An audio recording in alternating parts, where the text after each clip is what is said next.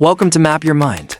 Travel through the world with your brain. Tucked beside Lake Tanganyika, surrounded by rolling hills and red soil that remembers every step, lies Burundi, a nation small in size, but vast in spirit. This is a land where history isn't written only in books, but sung in cattle songs, carved into drums, and whispered through misty morning fields. Before lines were drawn by colonial hands, before the name Africa became synonymous with struggle, Burundi stood as a kingdom of pride and protocol. Its roots stretched deep into the heart of the Great Lakes region, where kingdoms rose not with iron walls but through kinship, cattle, and clans. By the 16th century, Burundi was a unified monarchy, ruled by kings known as MYM, who stood not just as political leaders but as spiritual bridges between earth and sky. The king's word was sacred, and the drum cariando was his voice. In a land of many tongues and customs, the monarchy stitched the people together, Hutu, Tutsi, and Twa, living under one crown, with roles as defined as the seasons.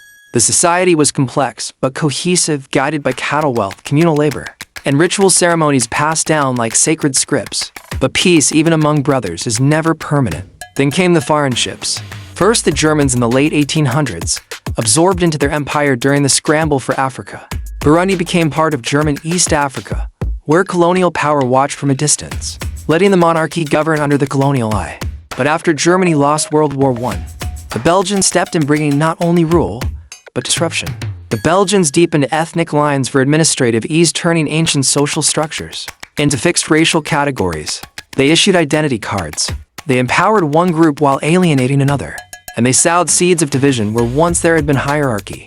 Yes, but also interdependence and flexibility.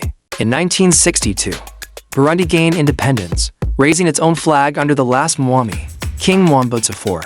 But the decades to follow were not kind. The monarchy was overthrown.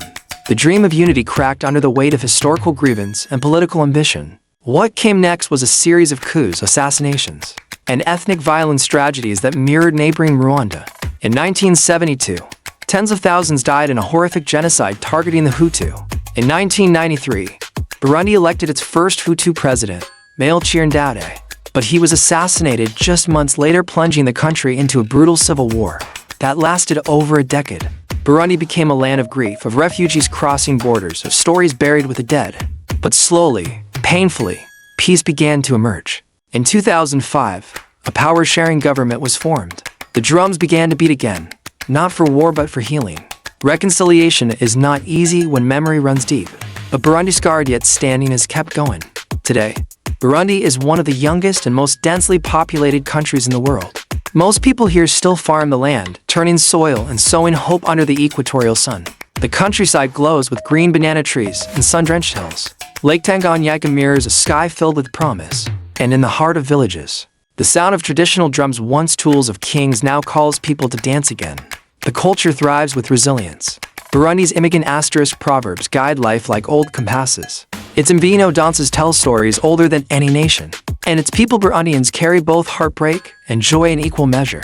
Fun fact, Burundi is home to the Royal Drummers, one of the most powerful traditional drum ensembles in Africa. Their performances, once reserved only for royal ceremonies, are now a symbol of national pride and cultural survival. So, when you think of Burundi, don't just think of statistics or sorrow. Think of a kingdom that breathed through rhythm, a people who carried memory and music, a country that, no matter how many times it was broken, continues to rise, beating, pulsing, alive. Where will your mind travel next?